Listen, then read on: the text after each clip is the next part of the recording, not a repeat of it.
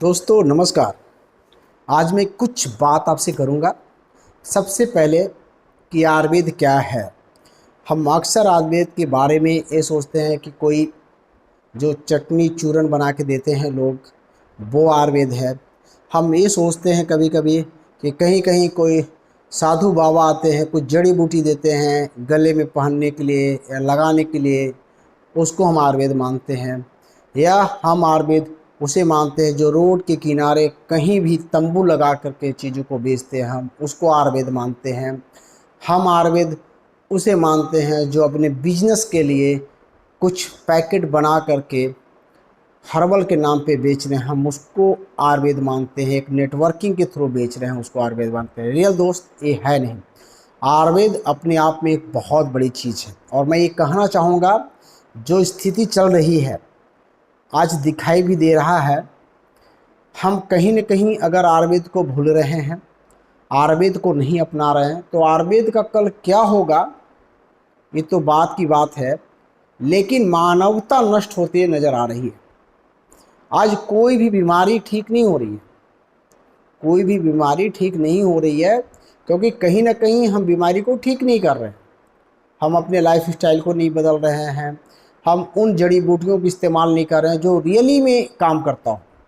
तो मैं एक पद्धति लेकर के आया हूँ, रियल आयुर्वेद। ये रियल आयुर्वेद में कोई डिब्बा बंद नहीं है। आप जो जड़ी बूटी खाते हैं, जो आपके हाथों में है, जिसको आप देख रहे हैं, समझ रहे हैं कि मैं क्या खा रहा हूँ, और वो भी केवल उन जड़ी बूटी को ऐसे नहीं खाना है। उसके लिए आयुर्वेद का जो बेस है, 3 बायो एनर्जी, वात पित्त कफ, इन तीनों को हम पढ़ते हैं, समझते हैं कि भाई किनको पित्त बढ़ा हुआ है तो क्या देना चाहिए, कफ बढ़ा हुआ है तो क्या देना चाहिए, और वात बढ़ी हुई तो क्या देना चाहिए। इन चीज़ों से ही हम लोगों को ठीक करते हैं। छोटी छोटी प्रयोग घर में, जैसे धनिया है जो कफ को बढ़ाती है, धनिया आपके पित्त को शांत करती है, वात को शांत करती है। वहीं पे अगर सोंठ हो गया, काली मिर्च हो गया, तो वो पित्त को बढ़ाती है, कफ को शांत करती है। और जहाँ पे जायफल हो गया, जावित्री हो गया, लौंग हो गया, दालचीनी हो गया, तो वो वात को बढ़ाती है। तो इस तरह से हम चीज़ों को इस्तेमाल करके लोगों को ठीक करते हैं, और लोग आसानी से ठीक होते भी हैं। देखिए, लोग बीमार पड़ेंगे तो कुछ लोग बोलेंगे हमको ठंड लग रही है, कुछ लोग बोलेंगे हमको बहुत गर्मी लग रही है, कुछ लोग बोलेंगे कि जब हमको हवा लगती है तो प्रॉब्लम बढ़ जाती है, यानी बात बढ़ जाती है। तो इस तरह से अगर हम डायग्नोस कर लेते हैं और इलाज करते हैं तो उसका बेनिफिट 100% मिलता है। सिंपल चीज़ें हैं। जब जैसे किसी को प्यास लगा हुआ है तो आप डायग्नोस नहीं कर पाए कि वो बंदा तड़प क्यों रहा है, क्योंकि उसको प्यास लगाओ। तो प्यास का सबसे बड़ा इलाज क्या है? तो आपका आंसर आएगा कि पानी है। ये धरती में कोई ऐसा टैबलेट है, कुछ ऐसी दवाइयाँ हैं जहाँ पे यूज हो पाए प्यास में? नहीं हो पाएगा। जब भी यूज होगा तो वो पानी, वाटर। तो हम पानी पीते हैं तो ठीक हो जाते हैं। अब कोई बंदा तड़प रहा है तो हो सकता है कि वो भूख से तड़प रहा हो सकता है वो प्यास से तड़प रहा हो सकता है कोई तरह का उसको पेन है उसमें तड़प रहा हो, तमाम ऐसी चीज़ें। तो जब तक हम डायग्नोस नहीं करेंगे कि इसमें हुआ क्या है, तो केवल और केवल दवाई दे दे, कुछ भी हुआ तो भाई ये दे दो। कोई भी आदमी तड़प रहा है तो सोचेंगे यार ये तो हो सकता है कि भूख से तड़प रहा, तो भोजन देंगे, जबकि उसको प्यास लगा हुआ है। तो इस तरह से हमें एक डायरेक्शन लेना है, कारण को ढूंढना है। और जब तक कारण ढूंढेंगे नहीं तो इलाज किसका करेंगे? सिंपल सी बात है। इसलिए मैं सबको आह्वान करना चाहता हूँ कि आप लोग जितनी थ्योरी देख रहे हैं यूट्यूब पे, फेसबुक पे, तमाम चीज़, सब लोग अपना अपना चीज़ को बताए रखें कि आप ये खा लो लीवर ठीक हो जाएगा, ये खा लो किडनी ठीक हो जाएगी, इसको आँख में डालो आँख ठीक हो जाती है, हेयर फॉल हो गया था, तमाम चीज़ें। और हम करते हैं, कहीं कहीं हमें बेनिफिट मिलती भी है, ऐसी बात नहीं है। लेकिन रियली में 100% और पूरी श्योर होकर के अगर इलाज करनी है तो हमारा जो बायो एनर्जी है, जिस पे आप काम करते हैं, वात पित्त कफ, उनको जानना ज़रूरी है। वात पित्त कफ को सिंपल रूप से अगर देखा जाए तो कफ माने ठंडा, और वात माने जो वायु हवा, और पित्त माने जो आपके उष्णता है, जो गर्मी है। कहा भी जाता है कि पित्त में सबसे ज़्यादा गर्मी होता है, पित्त कारक होता है, पित्त है वो एनर्जी, वो गुण पित्त में ही पाया जाता है। किसी को गर्म करना, हीट करना, उसमें वायु का अपना खुद का एनर्जी है, चीज़ों को सुखाना। वायु वायु किसी चीज़ में ड्राइनेस पैदा कर सकती है, सूखापन पैदा कर सकती है, वो वायु का गुण है। और कफ का गुण है स्निग्धता पैदा करना, गीलापन पैदा करना।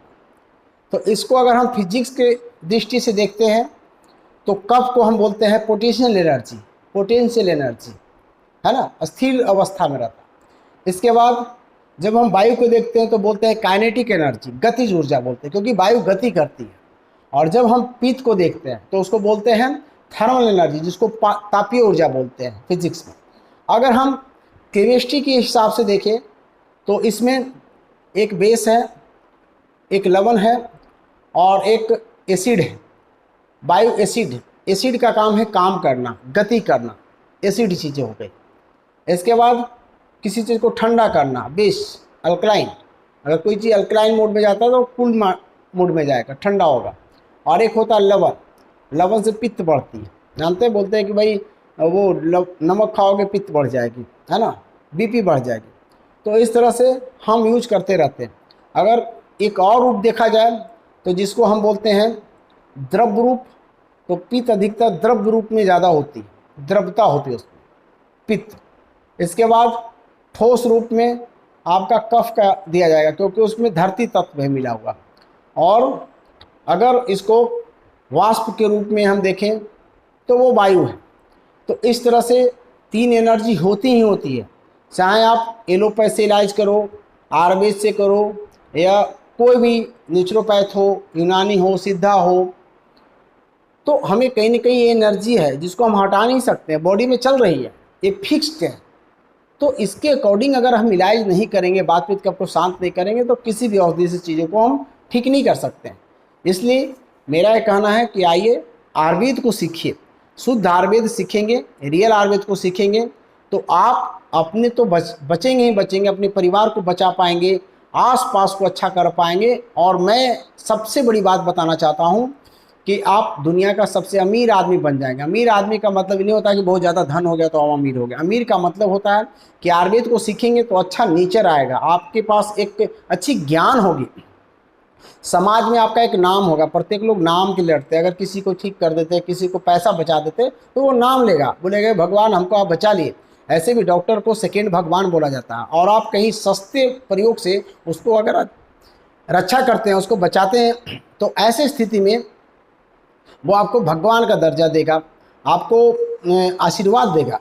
तो एक तो आशीर्वाद भी मिल रही है, कुछ पैसे भी लोग देते हैं। जब आप धीरे धीरे जान जाएंगे लोग कि भाई आप आयुर्वेद को सीख रहे हैं, आयुर्वेद कर रहे हैं और अच्छा कर रहे हैं, तो आपको जो मिलना चाहिए वो मिलेगा भी। तो पैसा भी मिल गया, दुआ भी मिल गया, तो सारा कुछ इसमें है। इसलिए मैं चाहता हूँ कि अगर आपके बच्चे हैं, आप चाहते हैं कि वो बच्चा आगे चल के विकास करे, आगे चल के बड़ा इंसान बने, तो उसको आयुर्वेद में लेके आइए। आज आयुर्वेद बढ़ने वाली है।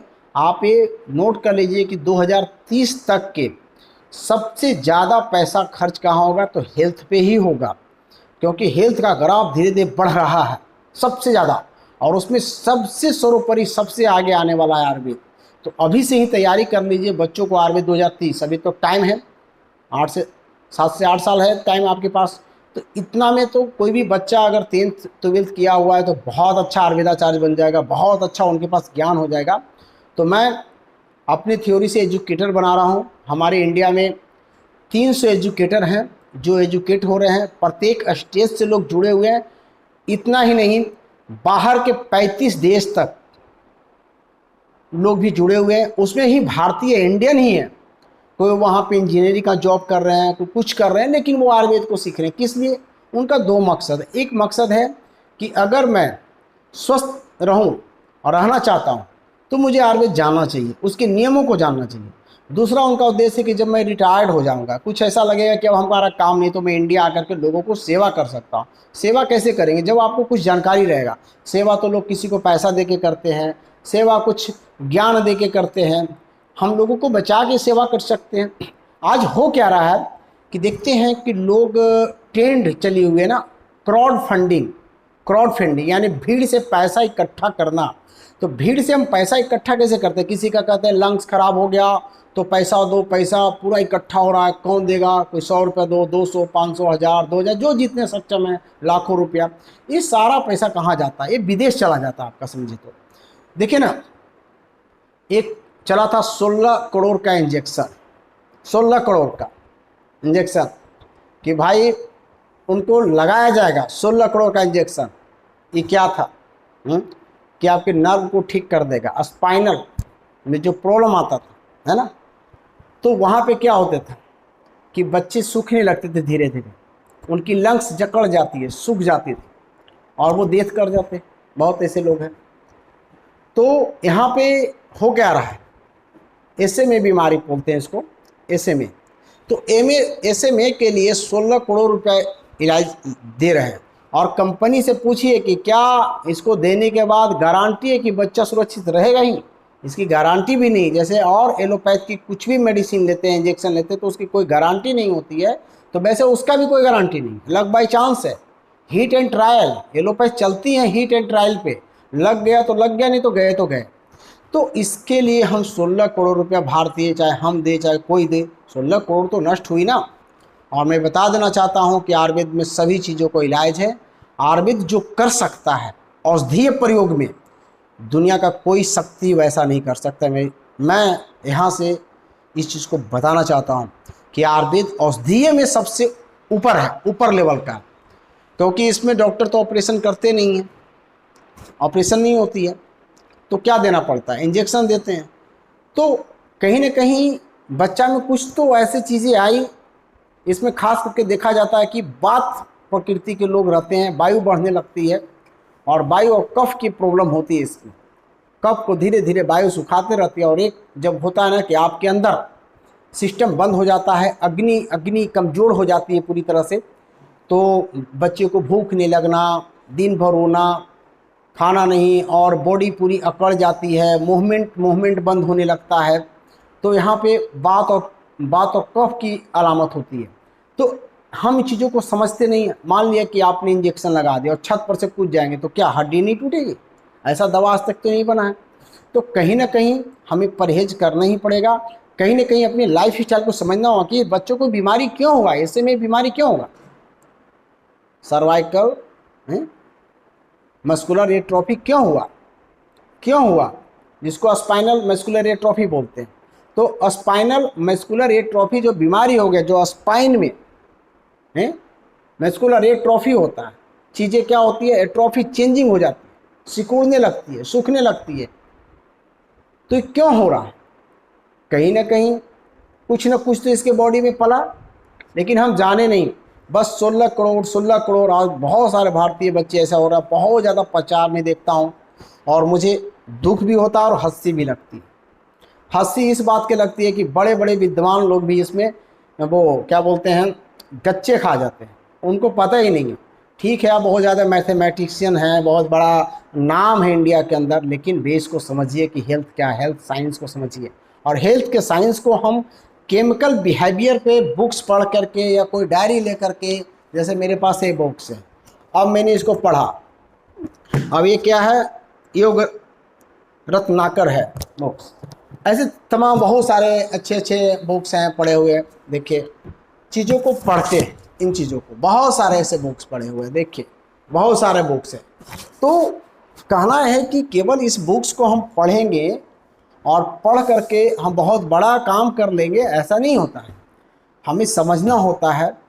और आज लोग बड़े बड़े डिग्री लिए हुए विदेशों से रिटायर्ड डॉक्टर आते हैं, केमिकल पे काम कर रहे हैं, जो कहीं ना कहीं नेचर से उसकी लगाव नहीं। हमारी बॉडी किसने बनाया? भगवान ने बनाया, नेचर ने बनाया। भगवान का मतलब वही होता है, पंच तत्व को ही भगवान बोलते हैं। चित जल पावक गगन समीरा, पंच तत्व वे अधम शरीरा। ये मैं नहीं बोल रहा हूँ, हमारे वेद पुराणों में ये दिया हुआ है और सब लोग इसका गुणगान करते भी, और ये सही साबित भी है। आजकल भी यही साबित हुआ। आज मेडिकल भी इसको बोलती है, साइंस भी, साइंटिस्ट लोग भी बोलते हैं कि ये पंच तत्व से शरीर बनी हुई है। तो जब पंच तत्व से शरीर बनी है तो ये बिगड़ेगी तो उससे ही बनेगी ना। जैसे आपकी गाड़ी बनी हुई है, लोहे से बनी हुई है, उस पर कुछ लगे हुए हैं, जब वो डैमेज होता है तो आप क्या उसमें लकड़ी लगाते हैं? नहीं लगाते, लगाते हैं उसको। तो सबसे बड़ी चीज़ है कि नेचुरल से बॉडी बनाए तो नेचुरल चीज़ों से ही ठीक होगा। तो हमें अपनी चीज़ों को समझना चाहिए। आपको पता नहीं है, हमारा जो विज्ञान है, हमारी जो सनातन संस्कृति, सनातन कोई धर्म हिंदू धर्म से नहीं जुड़ा हुआ, एक संस्कृति थी। संस्कृति का मतलब होता है कि आपका रहन सहन, आप कैसे रहते हैं। तो सनातन संस्कृति इतनी एडवांस थी, इतनी एडवांस थी कि आपको बीमार ही नहीं होने देती थी। क्यों? क्योंकि उसमें जीने का, खाने का सारा उपाय बताया गया। आप कैसे बैठना है, कैसे चीज़ों को करना है, पानी कैसे पीना है, कब पीना है, किस मौसम में कौन चीज़ों का इस्तेमाल करना है, नहीं करना है, सभी चीज़ों को हम करते हैं तो बहुत अच्छा रहता है। इसलिए मेरा ये कहना है कि चीज़ों को समझिए, है ना, और हमें आगे बढ़ना है तो आयुर्वेद को सीखना बहुत ज़रूरी है। इस सनातन संस्कृति एक बहुत बड़ा विज्ञान है और इस विज्ञान को अगर आप सीख लेते हैं तो फिर कहना क्या है। क्योंकि कोई भी विज्ञान उत्पन्न होता है ज्ञान से। ज्ञान ने विज्ञान को बनाया, तो ज्ञान कहाँ से आएगा? ज्ञान आती है सनातनीय चीज़ों से। सनातन में ऐसे ऐसे ग्रंथ लिखे गए हैं, ऐसे ऐसे चीज़ें हैं जहाँ पे ज्ञान, बहुत ज्ञान है। और इस ज्ञान को जब प्राप्त करेंगे तो नेचर के साथ जुड़ जाएंगे और नेचुरल चीज़ों पे ही रिसर्च कर लेंगे। और जिस दिन नेचर की बताई हुई बात को इंसान अगर समझ लेना तो उस दिन से बीमारियां आएगी ही नहीं और आसानी से ठीक होगी। लेकिन आज हम इंसान नेचर को भूल गए हैं, कहीं ना कहीं केमिकल पे काम कर रहे हैं, केवल केमिकल। जैसे मान लिया कि थायराइड ग्लैंड आपका नहीं काम करता है, थायरोक्सिन हार्मोन नहीं निकल पा रहा है, तो हाइपोथैलेमस नहीं काम कर रहा है, पिट्यूटरी ग्लैंड जो पीनिस ग्लैंड वो नहीं काम कर रही है, तो हम क्या करते हैं? हम कुछ मेडिसिन इंटेक करते हैं और उसको ज़बरदस्ती काम कराते हैं। दूसरा दिन आप दवाई देना बंद कर देंगे, फिर से थायराइड बढ़ जाती है। इसका मतलब कि कहीं ना कहीं हम बाहरी जो केमिकल का इस्तेमाल कर रहे हैं शरीर के लिए, तो एक दिन वो शरीर क्या होती है, आदी हो जाती है, एडिक्ट हो जाती है।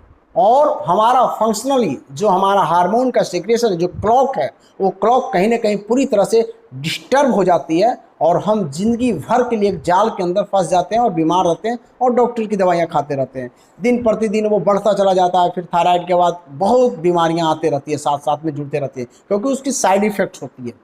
तो कहीं ना कहीं हमें सही तरीक़ा से सही जगह काम करने की जरूरत। आज कोविड में क्या हुआ? आज लाखों लोग मारे गए भाई, मर गए। क्यों? क्योंकि ज्ञान के अभाव था। कहीं ना कहीं लोग काढ़ा या कुछ भी पी करके घर पे ठीक हो रहे थे, डॉक्टर के यहाँ जा रहे थे। कोई भी व्यक्ति रोड पे नहीं मरा, कोई भी व्यक्ति घर में नहीं मरा, कोई भूखमंगा नहीं मरा। जो गरीब इंसान था, जो मेडिकल का पे नहीं कर सकता है बिल का, देख रहे थे रेमडेसिविर चल रही थी, लाखों की दवाइयाँ बिकी भाई। एक इंजेक्शन लाखों में, पता नहीं क्या अमृत था। लोग वो सोचते उसकी जान बच जाती, उसकी जान बच जाती। रियल फैक्ट को मानिए कि इस मेडिकल में एक ऐसी चीज़ है, सिक्के का दो पहलू। अगर उछालो तो कभी हेड आएगी, कभी टेल आएगी। गारंटी नहीं कि हेड ही आएगी या टेल आएगी, कुछ भी आ सकती है। जस्ट मेडिकल में ही होता है कि कभी कभी सीरियस पेशेंट जाते हैं तो पैदल आ जाते हैं, और कभी कभी अच्छे पेशेंट भी जाते हैं तो वो सीरियस हो जाते हैं और डेथ कर जाते हैं।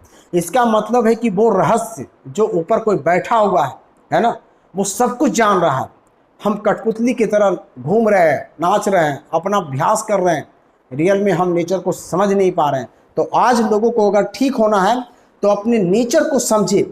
अगर नेचुरल चीज़ों को समझेंगे तो रियली में एक बहुत बड़ा काम कर पाएंगे और बहुत ही अच्छा वो इंसान भी बन पाएंगे और हम इंसानियत को बचा सकते हैं। इसलिए मैं कहता हूँ कि सेव योर आयुर्वेद।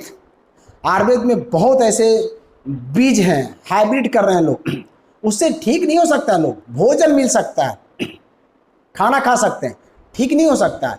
तो हम बीजों को हाइब्रिड ना बनाएं। हम अपनी जो बीज है, जो रियली में अश्वगंधा, तमाम ऐसी चीज़ें हैं, जड़ी बूटियाँ, उनको सेव करें। ये आपके लिए बहुत अच्छा रहेगा। दूसरा ये कहना है कि अपने जो प्राकृतिक गायें हैं, जो कह सकते हैं कि देसी गायें हैं, उनको सेव कीजिए, अपने मिट्टी, अपनी सॉइल को सेव कीजिए, मिट्टी को बचाइए, अपनी वायु जो पोल्यूशन हो रहा उनको कहीं ना कहीं सेव कीजिए बहुत सारा पेड़ पौधा लगा करके। इसके बाद अपने जल को सेव कीजिए, क्योंकि जल दूषित होगा तो पिएंगे क्या, केमिकल पिएंगे तो बीमार पड़ेंगे। अपने मिट्टी को सेव कीजिए, हम मिट्टी में केवल केमिकल डाल करके उपज कर रहे हैं तो वहाँ बचना। आप अपनी अग्नि को बचा सकते हैं, आज अग्नि को हम दूषित कर रहे हैं। आज हम जो खाना बना रहे हैं गैस चूल्हे पे बना रहे हैं वो क्या है, आप दूषित अग्नि ही बन रही है ना। तो आज इतनी बीमारियां क्यों फैल गई, क्योंकि पंच तत्व अनबैलेंस्ड हो गई है जो आपको बनाया, जो आपको मेड किया। तो प्लीज़ मैं सबसे ये आह्वान करना चाहूँगा कि आज ये स्थिति चलते हुए भी हम क्या ऐसा करें अपने लाइफ में, क्या ऐसा जोड़े कि आज ही आधुनिकता में अपने जीवन को सेव कर पाए और आने वाली पीढ़ी को हम सुरक्षा प्रदान करें, क्योंकि सब लोग खतरे में हैं। आज देखिए कि हार्ट अटैक अचानक उनको हो जा रहा है, बच्चों को भी हो जा रहा है। तमाम चीज़ जो कभी 75-80 साल में हुआ करती थी वो कहानी आज 20 साल 10 साल 30 साल देखते ना, 4-4 5-5 साल के बच्चे को कार्डियक अरेस्ट आ जा रहा है। बच्चा खेल कूद रहा था, थोड़ी सी बुखार आई, अचानक वो गुम हो गया और गया काम से। तो कहीं ना कहीं हम गलत तरीका कर रहे हैं मानव को सेव करने के लिए। इसलिए मानवता, सबको हक है, सबको एक कर्तव्य है कि सब मिल करके आकर के काम किया, किसी एक बंदा का काम नहीं है। पिछले 300 वर्षों से एलोपैथ पे रिसर्च हुआ है। हमारा आयुर्वेद की किताब है, जो मोटी मोटी बुक्स हैं, ये पढ़ा हुआ है। अब इसमें पढ़ने का तो बहुत कुछ है, लेकिन क्या सारा ज्ञान बुक से मिलती है? नहीं। इससे 10-15% चीज़ें मिलती है, केवल जानकारी मिलती है कि जड़ी बूटी भी होता है, क्या क्या चीज़ें हैं। लेकिन आज जब हम रिसर्च ना करेंगे, आज हम आज आधुनिकता के अनुसार, क्योंकि ये चीज़ें बदलती जाती है ना, आज लोगों की कैपेसिटी बदल गई है। लोग पहले बहुत ज़्यादा मजबूत हुआ करते थे, हट्टे कट्टे थे, आज वो कमज़ोर हो रहे हैं, तो उनकी दवाई की डोज, तमाम चीज़ बदली है। तो कहीं ना कहीं हम आयुर्वेद को दोष ना दें, आयुर्वेद पे रिसर्च करें, हम लोग काम करें। विगत 300 वर्षों से आयुर्वेद पे काम हुआ नहीं, इसके साथ सौतेला व्यवहार हुआ। लोग, अंग्रेज लोग आए, देखिए नालंदा विश्वविद्यालय को लोग जला दिए, आग लग गई, 6 महीना तक आग जली थी। तो इस तरह से हमारे जो पद्धति थी, जो संस्कृति, जो धरोहर थी, उसको तोड़ा गया, उसको जो माने अलग अलग चीज़ बताया गया, आपकी चीज़ों में फेर बदल की गई। आपके साथ हमेशा थोतला बाहर हुआ आगा कि आपको पता भी नहीं चले, अगर पता चल जाता तो आप सावधान हो जाते। और लोग क्या हुआ कि यहाँ के जो इंसान थे, भारतीय इंसान, वो कहीं ना कहीं एक ईमानदार थे, क्योंकि ऐसे ऐसे ईमानदारी सामने में आती है कि जिसके बारे में बहुत ऐसी कहानियाँ आएगी कि वैसी ईमानदारी भारत में थी, तभी सोने की चिड़िया थी। सोने सबके घर में रखा रहता था, कोई छूता नहीं था। लोगों को बताया गया था कि पाप क्या है, पुण्य क्या है, तमाम ऐसी चीज़ों को। लेकिन आज हम उन चीज़ों को समझ नहीं पाते हैं और रियली में अपनी ज़िंदगी को बड़ा माने गलत तरीका से जी रहे हैं। और इस भारतीय, बताइए कितना बड़ा विज्ञान था आपका, कितनी बड़ी संस्कृति थी सनातन, आज वो नष्ट नजर आ रहा है पूरी तरह से। हम पश्चिमी सभ्यता को अपना लिए हैं और पश्चिमी सभ्यता के मेडिसिन खा रहे हैं, इंजेक्शन ले रहे हैं, तमाम चीज़, क्योंकि उनके पास तो मौसम भी ढंग से नहीं होता है। बारिश हो रहा है तो बारिश हो रहा है, बर्फ़ है तो बर्फ़ है। हमारे भारत एक सोने की चिड़िया, एक ऐसी देश जहाँ पे तरह तरह के मौसम, तरह तरह के लोग, तरह तरह की जाति, तमाम ऐसे लोग, रंग बिरंगे लोग मिलते हैं। ऐसी दुनिया, ऐसे देश तो आप देखे नहीं होंगे। लेकिन आज ये देश बहुत ही नीचे चला गया है। उसका वजह क्या है? कहीं ना कहीं हम अपनी संस्कृति को सेव नहीं कर रहे हैं, हम अपनी जो धरोहर है उस पर विश्वास नहीं कर रहे हैं। हम सोच रहे हैं कि ये तो पिछड़ा हुआ चीज़ है, ये तो आधुनिक है ही नहीं है। तो आपको बता देना चाहता हूँ कि जहाँ पे दुनिया के प्रत्येक लोग नंगे रहते थे, कपड़ा नहीं था पहनने के लिए कि कपड़ा कैसे बनाया जाए, उस समय भारत में लोग रेशम के कपड़ा पहनते थे। उस समय भारत में पुस्तक विमान थी, लोग आकाशीय चीज़ जो आप देख रहे हैं वायुयान, वो स्थिति थी। उस समय लोग तरह तरह के आविष्कार थे, सब लोग वैज्ञानिक थे। हमारे जो भगवान जो ये पैदा हुए सब साइंटिस्ट थे। एक तीर को मारते थे, उसमें से हजारों तीर निकलती थी। तरह तरह के कमान थे, दृश्य था। यहाँ से बैठे बैठे चीज़ों को आज बोलते हैं कि भाई दिल्ली का चीज़ आज हम देख रहे हैं ऑनलाइन, वो पहले लोग देख लेते थे, आँख बंद करते थे और चीज़ें दिखाई देती थी। तो वो भी एक साइंस था।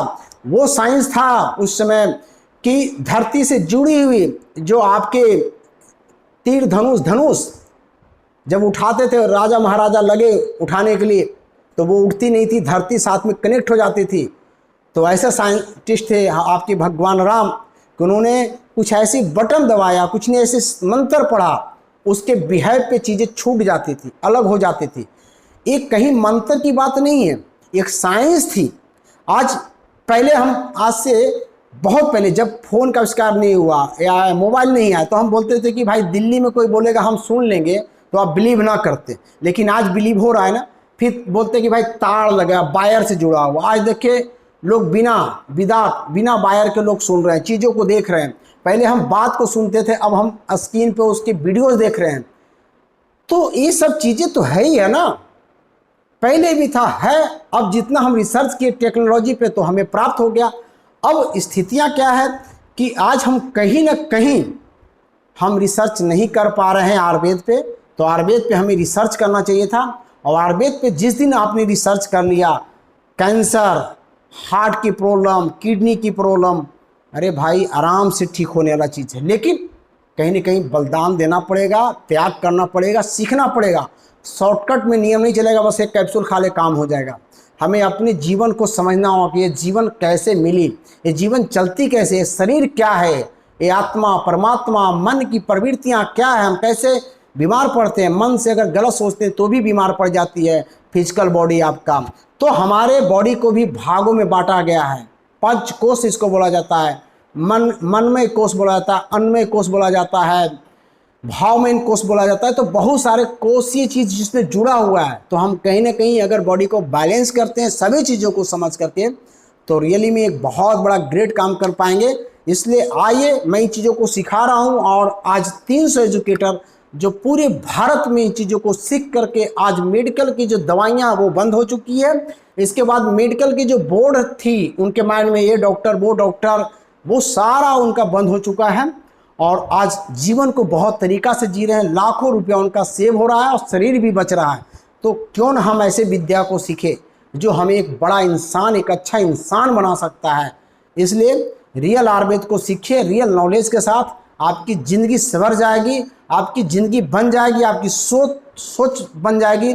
आप बहुत ऐसे मोटिवेशनल प्रोग्राम देखते हैं टीवी पे और बहुत सारे यूट्यूब पे, लेकिन रियली में 100% आपकी लाइफ ना बदल जाए रियल आयुर्वेद सीखने के बाद, तो आप ये कहिएगा कि सर मैं तो झूठ का आपके पास सीखा, कुछ सीखा ही नहीं।